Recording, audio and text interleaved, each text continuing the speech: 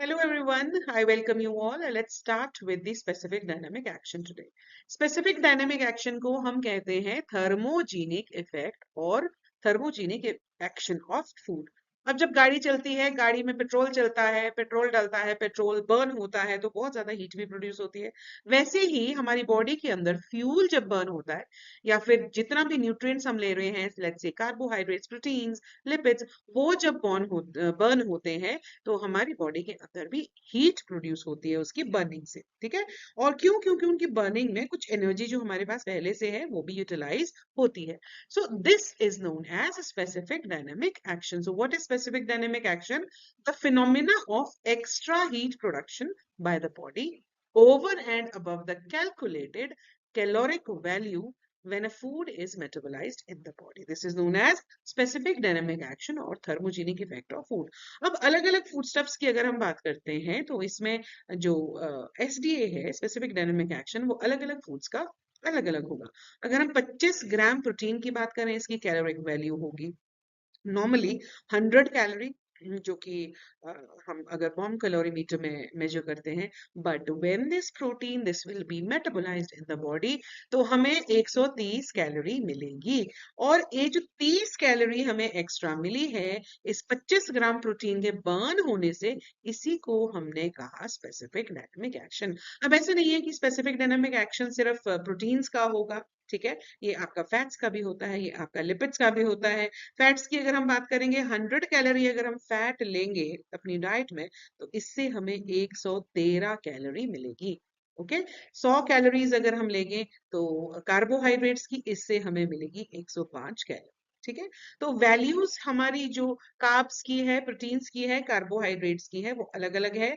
Value हमारे पास है 30% protein की है, 13%, 13% फैट्स की है, and we have 5% of SDA values for carbohydrates. So all in all, if we talk about the proteins, lipids, and carbohydrates, the proteins, they possess highest SDA, while the carbohydrates, they have the lowest SDA. But usually we take mixed diet, और हम mixed diet की जब हम बात कर रहे हैं तो mixed diet में usually 10% के आसपास हमारा मिक्स डाइट का एसडीए होता है। ठीक है जी। Okay, so let's try to understand the significance of SDA, कि एसडीए का सिग्निफिकेंस क्या है। ठीक है जी। सो जब भी हम फूड को यूटिलाइज करते हैं या हमारी बॉडी फूड को यूटिलाइज करेगी, so there is a certain amount of energy that is required from the body stores. अब एनर्जी को बर्न करने के लिए भी एनर्जी चाहिए, जो हमें कहाँ से मिलती है? बॉडी स्टोर से मिलती है।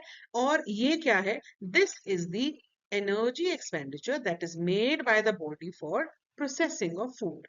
ठीक है जी। ये हम पढ़ चुके हैं कि 30% हाईएस्ट प्रोटीन का है और लोवेस्ट 5% कार्बोहाइड्रेट्स का है। ठीक है, and mix diet is around 10%। Okay, now ये जो 10% यूज हो रही है, या ये 10% जो मिक्स्ड डाइट का आ रहा है हमारा एसडीए, ठीक है।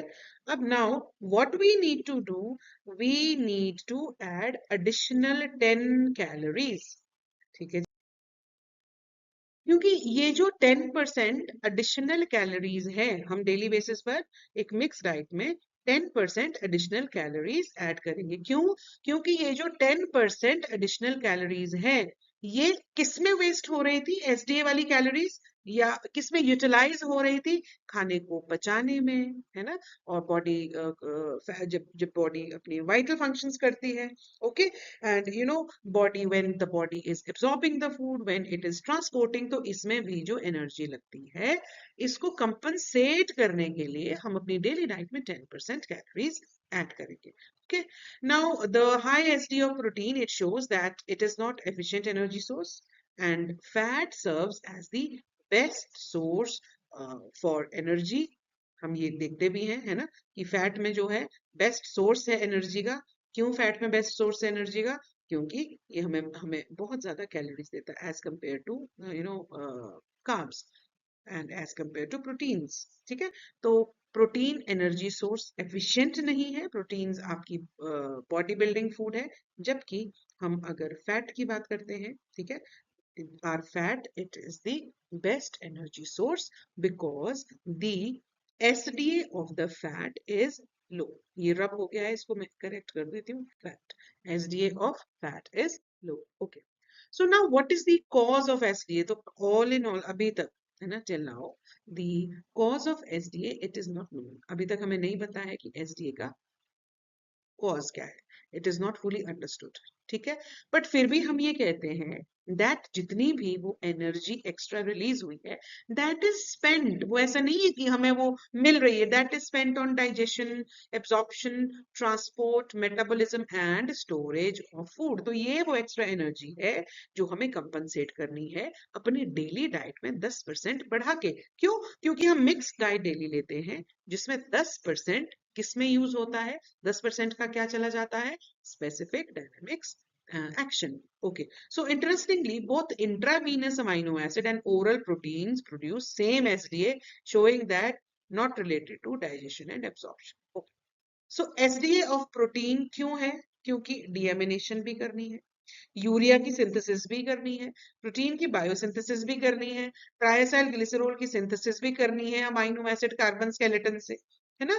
इसीलिए ज्यादा एनर्जी वेस्ट हो रही है जब हम प्रोटीन्स ले रहे हैं. There are certain amino acids such as phenylalanine, glycine, alanine, ये भी एसडीए आपका बढ़ाते हैं. और जो प्रोटीन रिच डाइट हम लेते हैं it often produces a feeling of warmth in cold weather owing to the high SDA of proteins. All right. और दूसरा है कि कार्बोहाइड्रेट्स की अगर हम बात करते हैं so इसका जो SDA है it is due to the energy cost of converting glucose into glycogen. यहाँ पे भी तो वेस्ट हो रही है एनर्जी. जो हमने ग्लूकोज लिया वो लिवर में ग्लाइकोजन के फॉर्म में भी तो स्टोर होगा. तो वो जो एक्स्ट्रा एनर्जी जो हमें नहीं मिली, जिससे अब हमें एनर्जी जो नहीं मिली, इसका मतलब क्या समझते हैं आप? हमें जो एनर्जी मिलेगी या हम जो एनर्जी कैलकुलेट करते हैं हम सिर्फ उतनी कैलकुलेट करते हैं जितनी एटीपी जनरेट हुई, है ना.